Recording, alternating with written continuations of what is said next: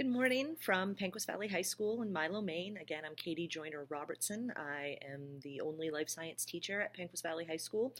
The population of my learners is I have every 10th grader from life skills to valedictorian in general biology with one honor section. I have an elective advanced biology 11th grade section and a 12th grade honors anatomy and physiology section. And occasionally I teach earth science, horticulture, math if need be. My learner's ability, I would say, overall is probably below average based on standardized scores.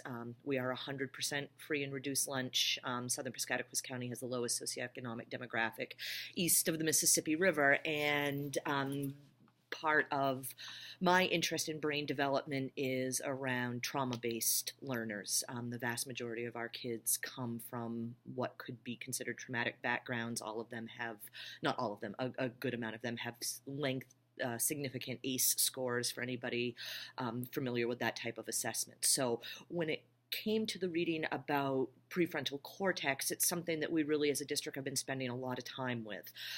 Working memory in particular can be affected along with all of those things that we associated with the prefrontal cortex: impulse control, decision-making ability, and more research is supporting the fact that especially into adolescence and early adulthood, traumatic home lives can dampen the development of those skills even more so than what would be typical in that population. So it is something that we very much are aware of and are always doing our best to try and lend support to that very high need population.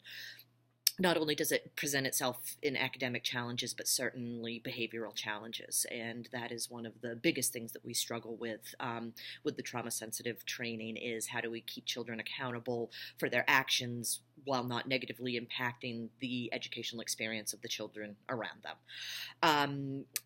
We use NWEA 3 times a year for assessment. I'm a big fan of Kahoot for formative assessments in my classroom. The kids seem really engaged.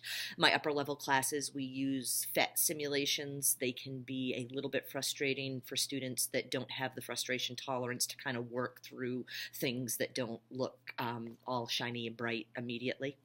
The aha moment that I had also reflects what a lot of other people have mentioned, which is the shift away from multitasking, which I personally am glad to see because I know myself I benefit from focusing on one task at a time, and I certainly believe that my learners do too.